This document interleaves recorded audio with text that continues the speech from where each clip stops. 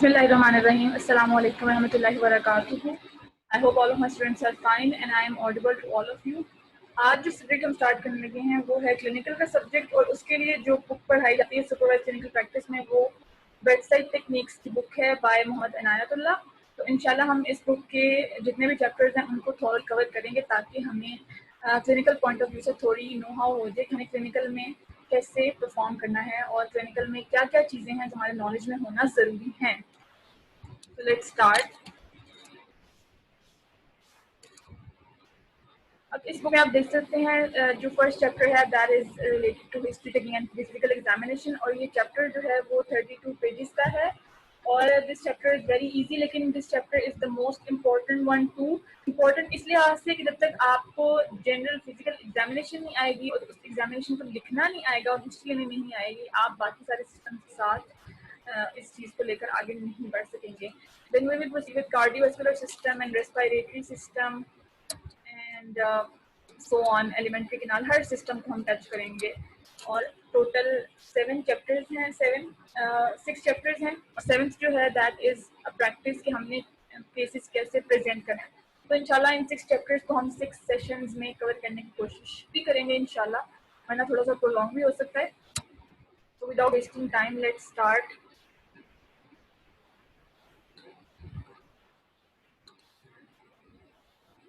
अच्छा, अब यहाँ पे एक बात जो नोट करने वाली है वो ये है कि डायग्नोस्टिक जो प्रोसेस है उसके 3 पार्ट्स हैं।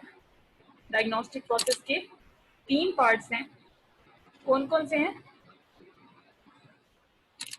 History taking, physical examination and investigation. ये सबसे पहला इम्पोर्टेंट पार्ट जब भी किसी पेशेंट के साथ आपने एनकाउंटर करना है तो the first step you will take is history taking, क्योंकि उसकी हिस्ट्री में से ही आपको एक क्लू मिल जाएगा कि वो पेशेंट किस प्रॉब्लम के साथ आया है। हिस्ट्री लेने के बाद जो सेकंड स्टेप परफॉर्म करेंगे वो है फिजिकल एग्जामिनेशन। आप फिजिकली उस पेशेंट को हर लिहाज से एग्जामिन करेंगे। एंड नंबर 3 इन इन्वेस्टिगेशन, हम जो टेस्ट वगैरह परफॉर्म करवाते हैं पेशेंट के, इन्वेस्टिगेट करवाते हैं उन फिजिकल फाइंडिंग हमने फिजिकल एग्जामिनेशन में फाइंडिंग्स ली हैं या हिस्ट्री टेकिंग से हमें कुछ क्लूज मिल रहे हैं उनको कंफर्म करने के लिए हम कुछ इन्वेस्टिगेशन परफॉर्म करते हैं और इसके बाद हमारे पास आता है हमारा जो ट्रीटमेंट सेशन होता है कि हम फिर उसके बाद जब हमारे से डायग्नोसिस कंफर्म हो जाता है उसके बाद हम उसका ट्रीटमेंट प्लान करके एंड देन हम उसका ट्रीटमेंट जो है वो शुरू करते हैं। तो डायग्नोस्टिक प्रोसेस के 3 पार्ट्स। किसी भी डायग्नोसिस को कंफर्म करने के लिए आपको नंबर 1 स्टेप जो लेना पड़ेगा वो है history taking. So you have to ask the patient his name, his address, and everything will just study forward. And then you have to physically examine the patient, and at the last you have to do some investigations to confirm the findings you have discovered in history taking and physical examination. ठीक है, उसके बाद अब हम next आ रहे हैं अपने first chapter पे। This is history taking क्या है? This is an interview with the patient aimed at understanding the nature of his illness. History taking basically history taking को आप समझते हैं कि एक पेशेंट के साथ आपका इन पर्सन एक इंटरव्यू हुआ ताकि हम समझ सकें कि उसकी बीमारी नेचर क्या है। It can be defined as to know about the patient's illness as he knows. History taking को अगर आप इंटरव्यू कह रहे हो तो आप ये भी कह सकते हैं कि आप पेशेंट की जुबान में जानना चाहते हैं कि पेशेंट की बीमारी क्या है, क्योंकि जिसको तकलीफ होती है वो बेहतर बता सकता है कि उसे तकलीफ किस तरह की है। तो उसकी जुबान में जानने के बाद आपको क्लू मिल जाएंगे कि इसको किस एरिया की, किस बॉडी के किस पार्ट की तकलीफ है, क्या प्रॉब्लम चल रहा है अंदर। The process of history taking cannot be restricted to a predefined pattern and has to be modified according to the patient's symptoms, attitude, age, and level of literacy. Following guidelines are helpful in learning the art of history taking.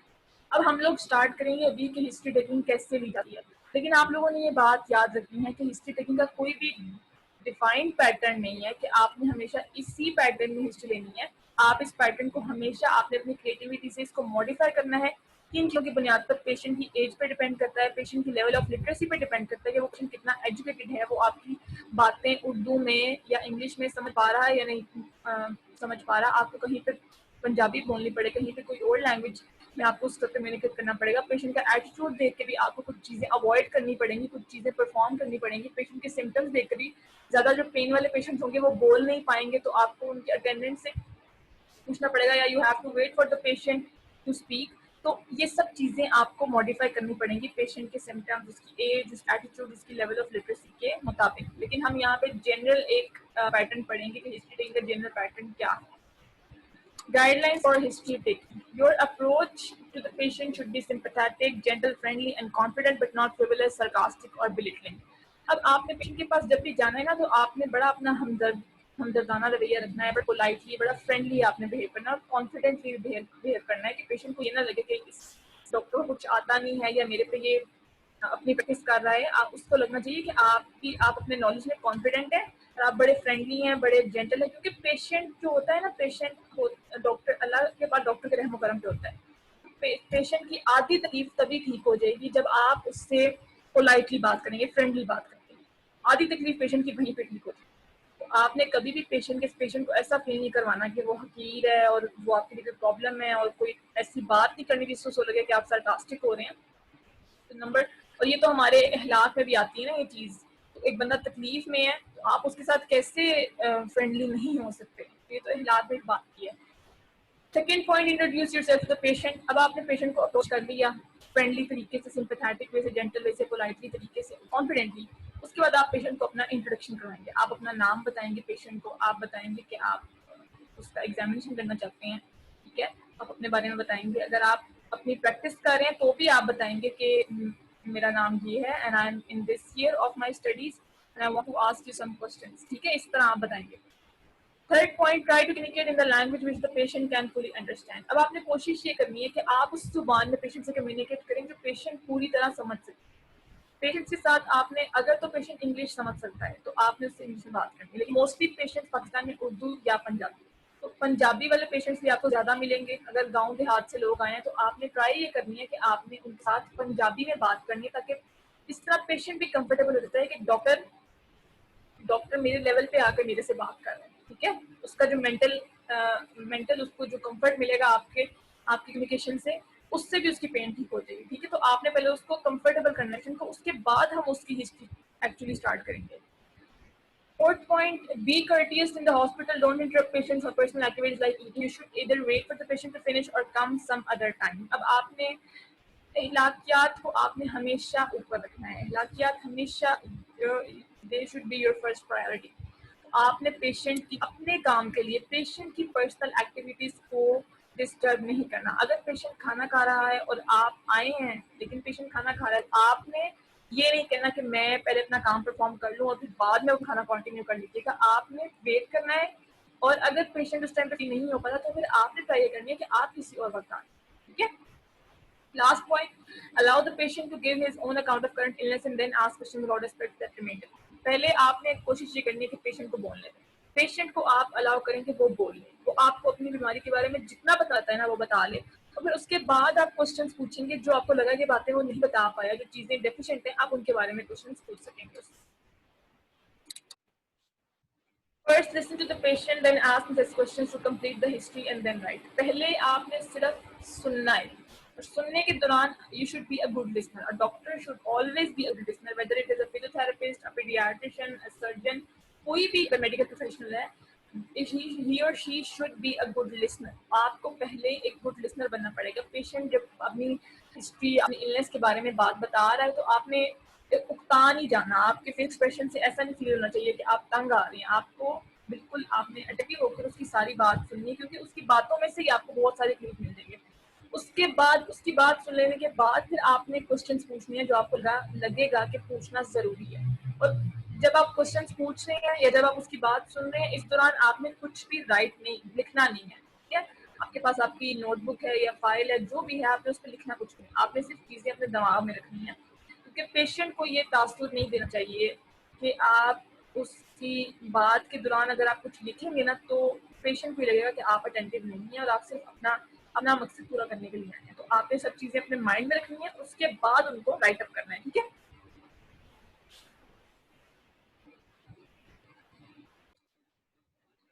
अच्छा, उसके बाद if interruption is necessary it should be timed and planned depending upon patients personality. अगर तो patient खाना खा रहा है और आपका इंटरप्ट करना बहुत जरूरी है, बहुत जरूरी है, तो फिर आपकी इंटरप्शन भी टाइम्ड और प्लान होनी चाहिए। बड़े तरीके से आपको पेशेंट को इंटरप्ट करना पड़ेगा। और वो भी आपको ये देखना पड़ेगा पेशेंट की पर्सनालिटी क्या है। जैसे बहुत जो एल्डरली होंगे वो थोड़े से ट्रीटेड होते हैं तो वो इस चीज़ को पसंद नहीं करेंगे, तो आपको उनके साथ थोड़ा सा देख समझ के करना पड़ेगा हर चीज़। जो यंग होते हैं वो इस चीज़ को इतना माइंड नहीं करेंगे, वो फ़ौरन आपकी आपकी बात मान के आपको हिस्ट्री देने के लिए आ जाएंगे।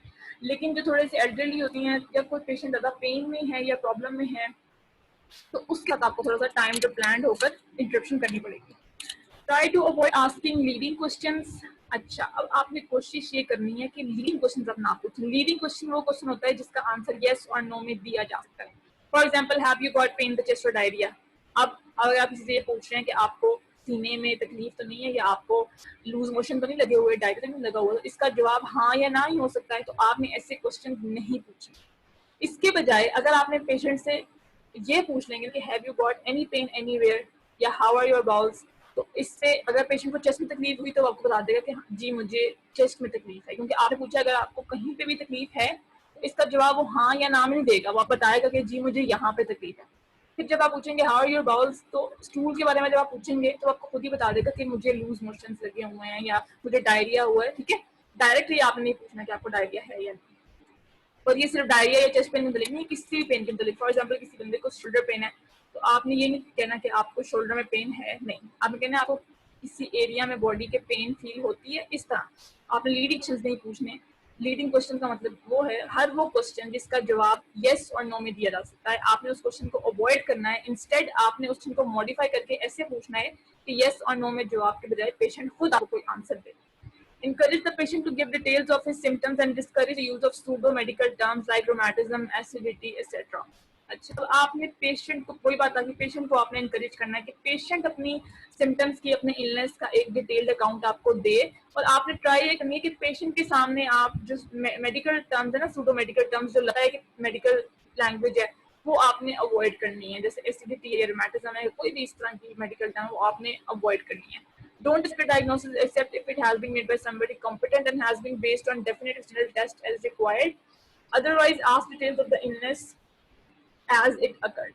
अब आपने कोई भी डायग्नोसिस जो पेशेंट आपका लेकर आता है उसको आपने नहीं एक्सेप्ट कर लेना, ताकि वो डायग्नोसिस जो आया है वो किसी कॉम्पिटेंट प्रोफेशनल की तरफ से आया है और उसके साथ एविडेंस अटैच्ड है किसी एक्सटर्नल टेस्ट का।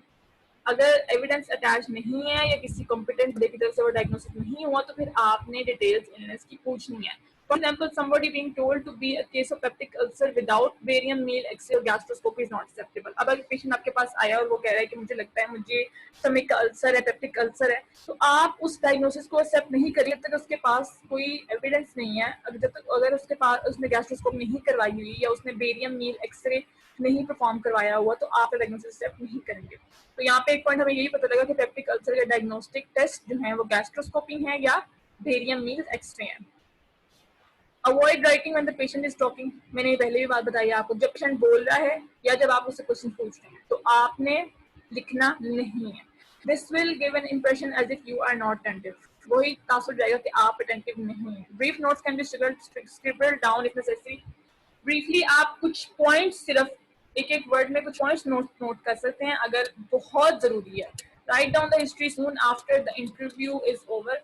हिस्ट्री आपने लिख लेनी है जैसे ही आपका जो इंटरव्यू है वो खत्म हो जाएगा पेशेंट से। And before physical examination that you don't forget the details. और फिजिकल एग्जामिनेशन से पहले अब आपने हिस्ट्री ले ली है और उसके फौरन बाद आपने लिख लेनी है सारी बातें फिजिकल एग्जामिनेशन परफॉर्म करने से पहले, ताकि कोई बात आपके माइंड से स्किप ना हो जाए। Record the history in the pattern described below. Patient's narration doesn't follow that pattern.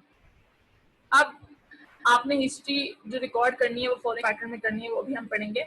Patient के जो बताने का तरीका है वो ये हिस्ट्री फॉलो नहीं करता। पेशेंट कभी भी आपको अपना नाम और एज वगैरह बता के हर चीज इस ऑर्डर में नहीं बताएगा। ठीक है, तो आपने हिस्ट्री इस ऑर्डर में रिकॉर्ड करनी है जैसे अभी हम पढ़ने लगे हैं। ये जो अभी हम पढ़ रहे हैं ऊपर, ये सारी जनरल गाइडलाइंस थी हिस्ट्री लेने की।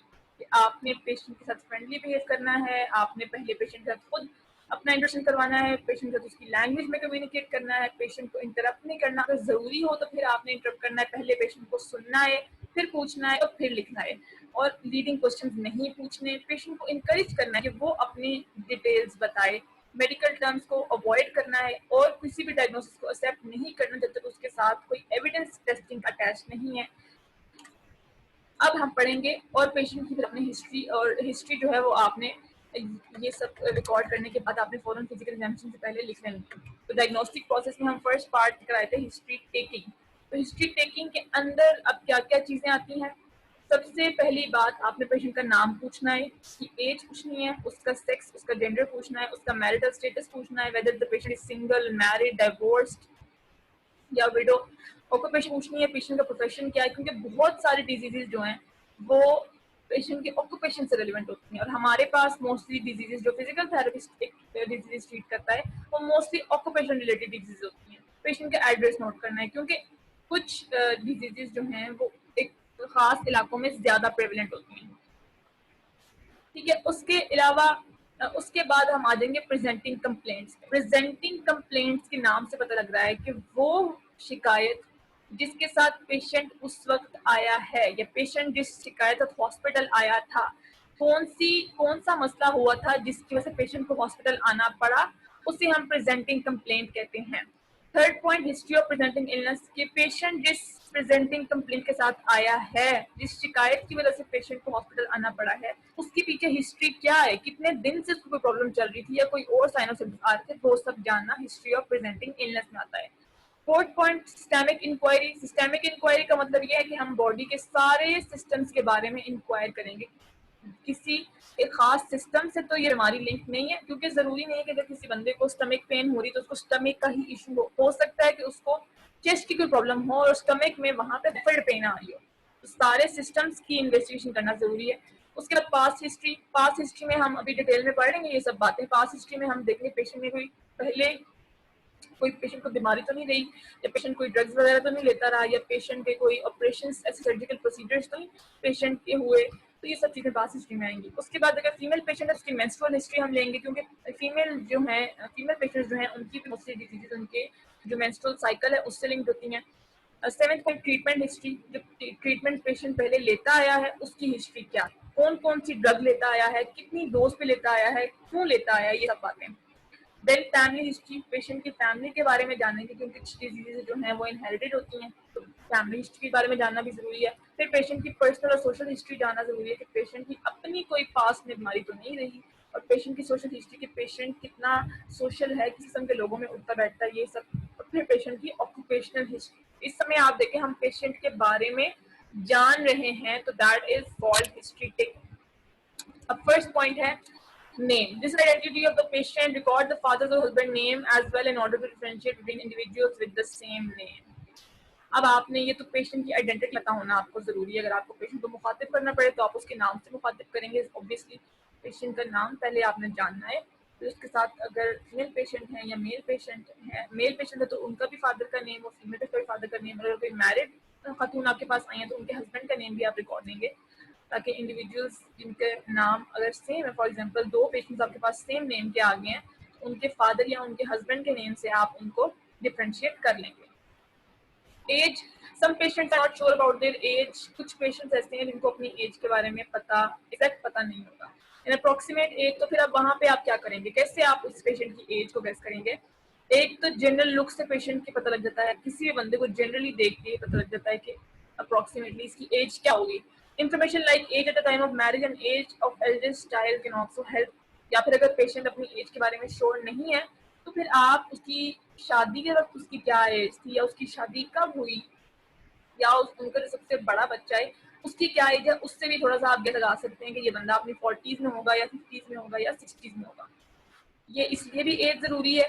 और दूसरा, some disease are common in certain age groups. ये इसलिए एज को जानना जरूरी है कि कुछ डिजीजेस जो हैं वो सर्टेन एज ग्रुप्स में ज्यादा कॉमन है। फॉर एग्जांपल कुछ कम्युनिकेबल डिजीजेस कहते हैं जो थ्रू कॉन्टैक्ट ट्रांसफर हो जाती है, थ्रू कॉन्टैक्ट ट्रांसमिट हो जाती है। जैसे ये कोरोना वायरस है, ये भी एक कम्युनिकेबल डिजीज है। उसी तरह पोलियो, चिकन पॉक्स, मीजल्स, ये तीनों कम्युनिकेबल डिजीज हैं, थ्रू कॉन्टैक्ट ट्रांसमिट हो जाती हैं। और ये डिजीज हम सबको ही पता है कि ये चाइल्डहुड में ज्यादा कॉमन होती हैं, लेकिन जो मेलिग्नेंसीज हैं, कैंसर्स हैं, या हार्ट डिजीज हैं, या स्ट्रोक्स हैं, ये एल्डरली में ज्यादा कॉमन होते हैं। तो इसीलिए भी ये का जानना जरूरी है।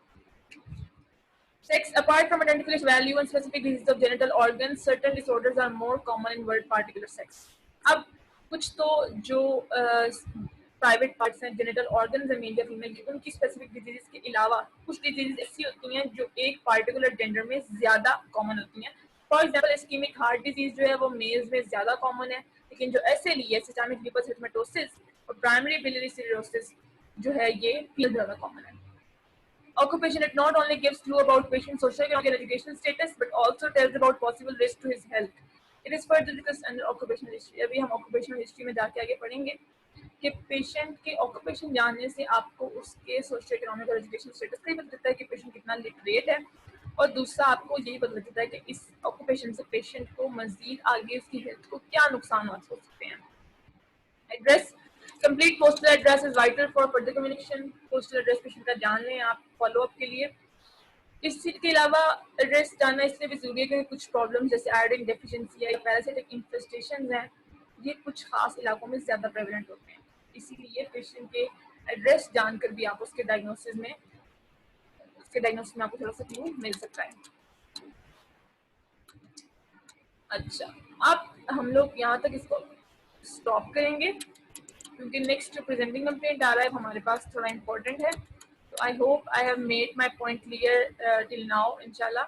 और इस थोड़ा सा मैंने अभी जो फर्स्ट लेक्चर्स हैं इनको थोड़ा सा ब्रीफ रखा है ताकि आप लोगों को थोड़ा सा स्टेमिना बिल्डअप हो जाए, लेकिन इंशाल्लाह जो हमारे अपकमिंग लेक्चर्स होंगे वो थोड़े से ज़्यादा लेंथी होंगे ताकि हमारा सिलेबस जो है वो जल्दी से कवर हो। ठीक है, let me know in the comment section if you have any queries. जज़ाकल्लाह खैरन।